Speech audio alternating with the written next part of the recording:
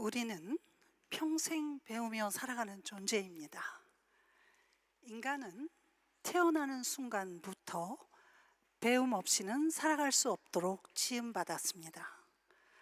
선천적인 능력만으로는 세상에 적응할 수 없기에 우리는 말을 배우고 걷는 법을 익히고 또 타인과 관계 맺는 법을 배우면서 성장합니다.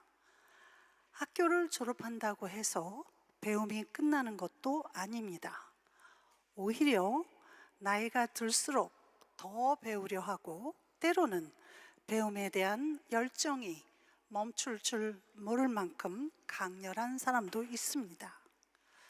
이는 배움이 삶의 질을 높이고 삶의 의미를 더욱 깊게 만들며 또 내가 누구인지 무엇을 하며 살아가야 하는지에 대해 끊임없이 탐색하고 성찰하려는 인간의 근원적인 욕구를 충족시켜주기 때문입니다.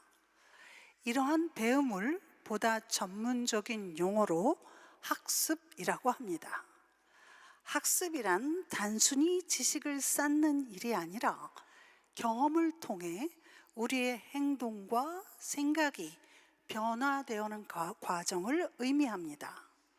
다시 말해 사람은 경험을 통해 조금씩 달라지고 그 변화 속에서 성장해 가는 존재인 것입니다. 러시아의 생리학자인 파블로프는 학습 이론에 지대한 영향을 끼친 인물입니다. 그는 원래 강아지, 개의 침 분비량을 측정하는 실험을 진행하고 있었습니다. 근데 그 과정에서 매우 흥미로운 현상을 발견하게 됩니다. 먹이를 주기 전에 종을 울리자 울리는 그 과정을 반복하자 마침내 먹이가 없어도 종소리만 들리면 침을 흘리게 된 것입니다. 이 실험은 우리에게 아주 중요한 사실을 보여줍니다. 반복되는 경험과 조건 속에서 새로운 반응이 형성된다는 것입니다. 다시 말해 어떤 자극이 계속 주어지면 그 자극에 대한 반응이 자연스럽게 몸과 마음에 자리 잡게 됩니다. 이것이 바로 학습의 기본 원리입니다. 결국 학습하고 배운다는 것은 한순간에 이루어지는 일이 아닙니다. 반복되는 경험과 환경 그리고 그 안에서 주어지는 조건들을 통해 우리의 행동과 사고가 서서히 그러나 분명하게 변화해 가는 과정입니다. 그렇다면 왜 배워야 하는가? 즉, 왜 변화되어야 하는가 하는 것입니다.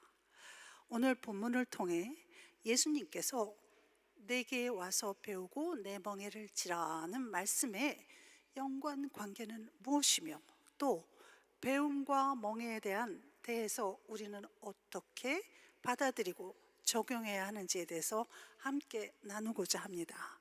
먼저 다 함께 말씀 25절과 26절 다시 한번 봉독하겠습니다. 그때 예수께서 대답하여 이르시되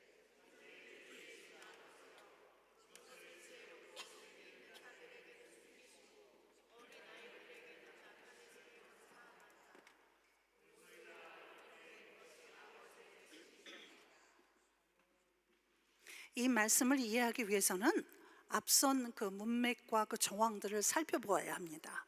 예수님께서는 세례 요한조차도 예수님의 정체성에 대해서 확신하지 못하는 그 시대의 상황 그리고 또 많은 이스라엘 백성이 하나님 나라를 계시하는 예수님의 이적을 보고도 깨닫지 못하는 현실을 보십니다.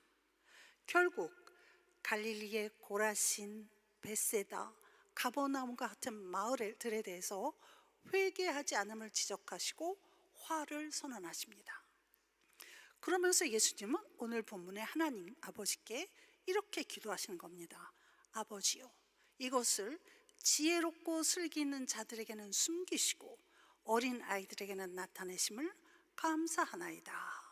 즉 하나님의 아들 메시아로서 이 땅에 오심이, 그리하여 하나님 나라가 이 땅에 임하였음을 지혜롭고 슬기로운 자들에게는 드러나지 않고 어린 아이들에게는 나타내신다는 것입니다.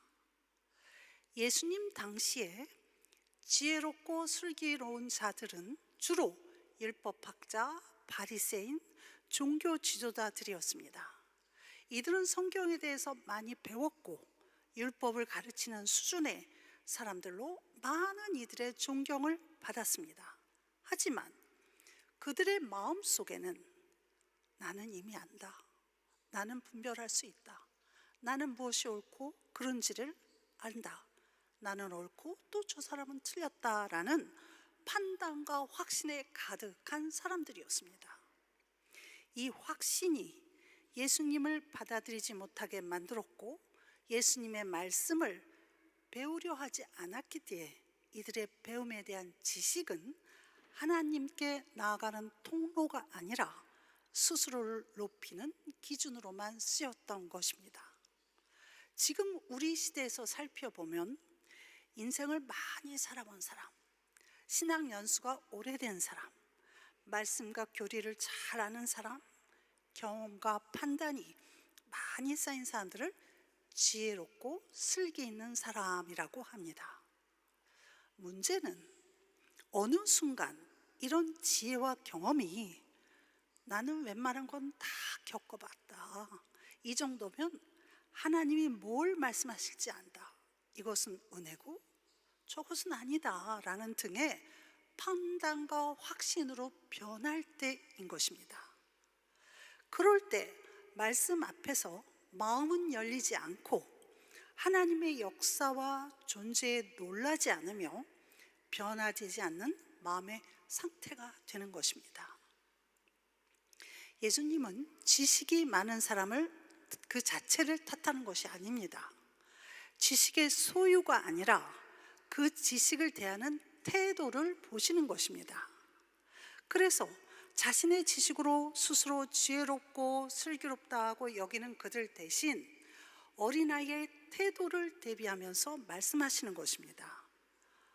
어린아이가 어른보다 더 도덕적으로 낫다거나 혹은 무조건 순수하다는 의미가 아닙니다. 어린아이들에게 나타나는 영적인 특징 중에 하나는 어린아이는 안다고 주장하지 않는다라는 것입니다. 모르면 모른다고 말합니다. 그리고 도와달라고 말하는 것을 부끄러워하지 않습니다. 어른들과는 상반됩니다. 내가 이 나이에 이런 질문을 해도 되나? 이걸 모른다고 하면 믿음이 없어 보이지 않나? 등으로 모른다는 말을 꺼내기를 어려워합니다. 그러나 예수님의 방식은 모른다고 고백하는 그 자리를 비워두는 사람과 함께 하신다고 말씀하십니다. 그리고 어린아이는 전적으로 의존한다는 것입니다. 부모에게 기대고 맡기고 신뢰합니다. 지혜롭다는 어른들은 내가 알아서 할 수 있어, 이 정도는 내가 감당할 수 있어 라고 합니다.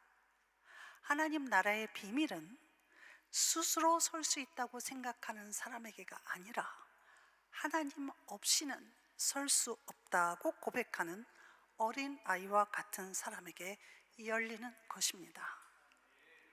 또한 어린아이는 받는 데 열려 있습니다. 계산하지를 않고 선물을, 은혜를 그냥 받아들인다는 것입니다. 그러나 어른들은 이걸 받으면 내가 뭘 해야 하지? 이걸 받으면 더 책임을 져야겠지, 더 열심히 해야겠지 등으로 마음이 무거워집니다. 그러나 어린아이는 의지하고 맡기고 받는 마음이 있기 때문에 하나님 나라를 경험한다는 것입니다. 예수님은 우리에게 지혜와 지식을 버리라고 말씀하시는 것이 아닙니다. 진정 지혜롭고 슬기로운 사람은 더 이상 배울 것이 없다고 말하는 사람이 아니라 언제든 다시 배우려는 마음을 가진 사람들입니다. 자신의 한계를 인정하고 하나님 말씀 앞에 겸손히 서서 듣고 따르려는 태도, 그것이 바로 어린아이와 같은 자세입니다. 즉 예수님께서는 우리에게 많이 아는 사람이 되기보다는 끝까지 배우려는 사람이 되라고 말씀하고 계신 것입니다. 그리고 바로 이어지는 27절은 이러한 배움이 어떻게 이루어지는가를 말씀하십니다. 사실 27절 말씀이 여러분이 읽으시다 보면 언뜻 보기에는 뜬금없어 보일 수 있습니다. 그러나 왜 예수님이 이 말씀을 하셨는지 우리 다 함께 살펴보겠습니다. 27절 다 함께 봉독하시겠습니다. 시작.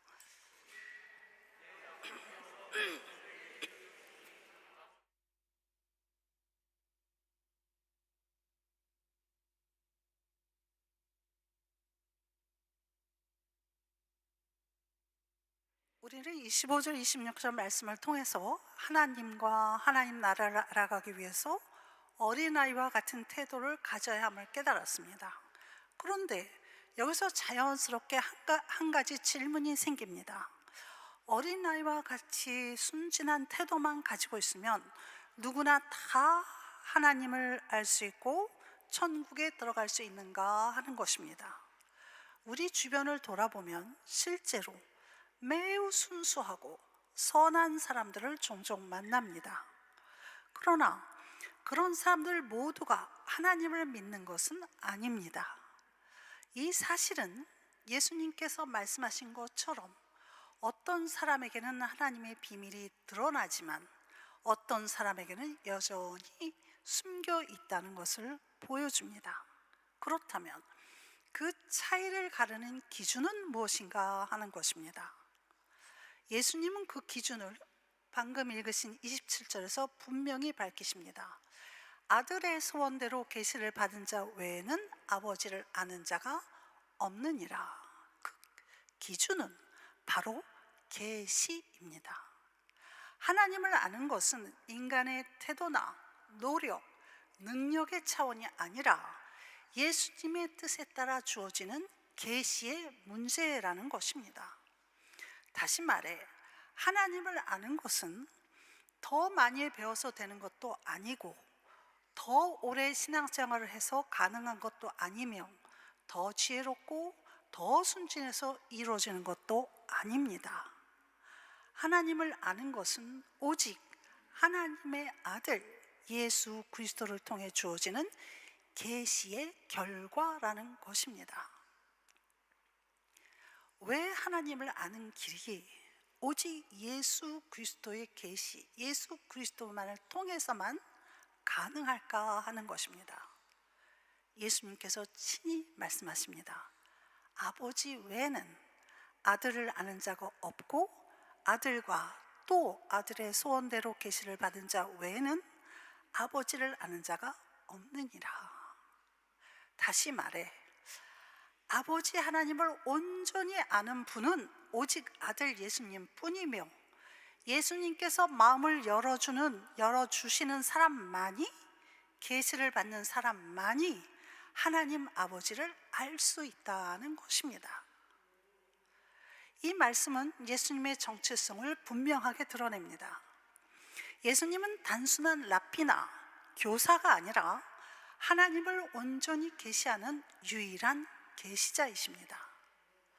아버지 하나님을 완전히 아는 분은 오직 아들 예수님 뿐이며 우리는 그 아들이 하나님을 드러내실 때에만 하나님을 알 수 있다는 것입니다.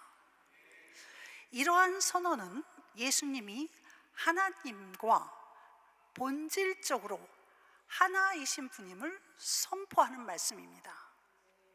그러므로 하나님을 아는 길은 여러 갈래가 있는 것이 아니라 오직 하나뿐입니다.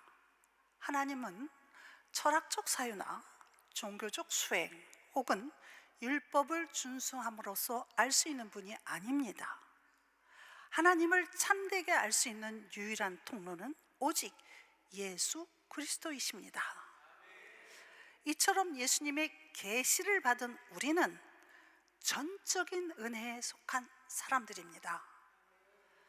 그래서 우리의 구원은 오직 은혜, 솔라 그라시아로 주어진 것이며, 이 은혜는 궁극적으로 거부할 수 없는 불가항력적인 은혜라는 것입니다. 우리가 하나님을 먼저 붙든 것이 아니라 하나님께서 우리를 강력하게 붙드신 것입니다. 이렇게 예수님은 하나님을 아는 것이 인간의 지혜나 능력이 아니라 하나님의 전적인 은혜로운 선택과 계시에 달려 있음을 분명히 하십니다. 그렇다면 질문이 생깁니다.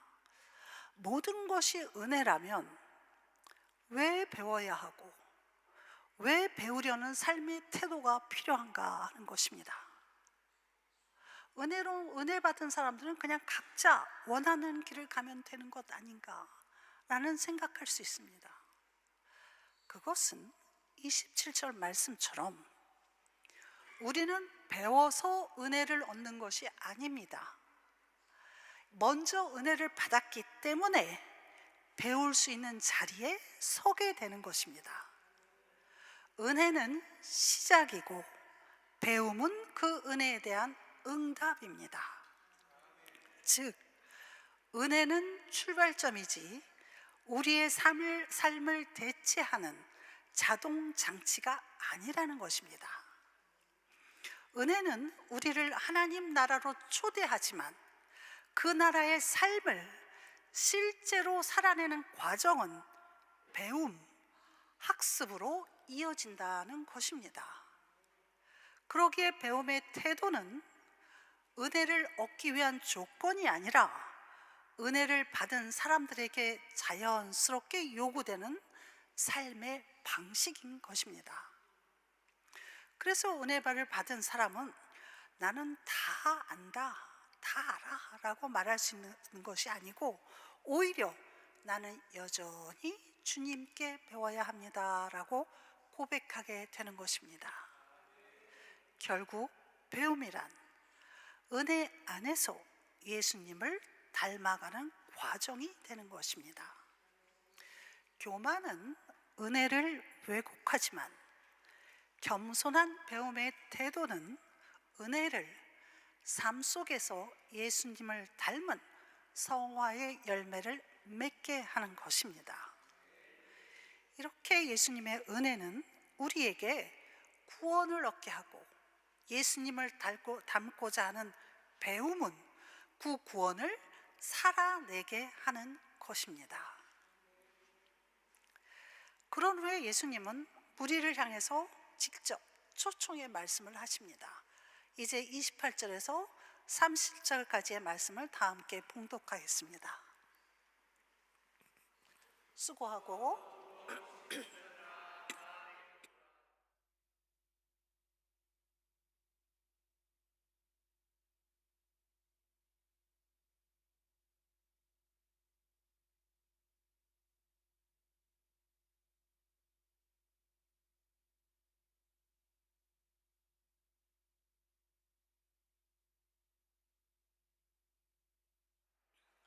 아멘. 예수님은 우리의 현실을 정확히 보고 계십니다. 수고하고 무거운 짐진 자들아라고 부르심은 추상적인 대상이 아니라 지금 이 자리에 있는 저와 여러분의 삶을 말합니다. 예수님은 이상적인 삶을 살고 있는 사람들을 부르시는 것이 아니라 이미 지치고 이미 무거운 짐을 지고 살아가는 저와 여러분을 정확히 알고 부르시는 것입니다. 예수님께서 말씀하신 멍에는 당시 사람들에게 매우 익숙한 비유였습니다. 멍에는 소가 일을 하기 위해 매는 도구로 단순히 짐을 지우는 것이 아니라 방향과 목적을 정해주는 역할을 합니다. 멍에가 없으면 소는 어디로 가야 할지 알 수 없고 제대로 된 일을 할 수도 없습니다. 이처럼 인간의 삶에도 멍에 없는 삶은 존재하지 않습니다. 우리는 모두 어떤 멍에를 메고 그 멍에가 이끄는 방향으로 따라서 살아갑니다. 그래서 멍에를 메고 산다는 것은 곧 내가 선택한 삶의 방향을 향해 배우며 살아간다라는 뜻입니다. 우리는 각자의 멍에를 메고 살아가면서 배우고 깨닫고 변화합니다. 그러나 현실 속에서 우리는 자연스럽게 세상의 멍에를 메고 있습니다.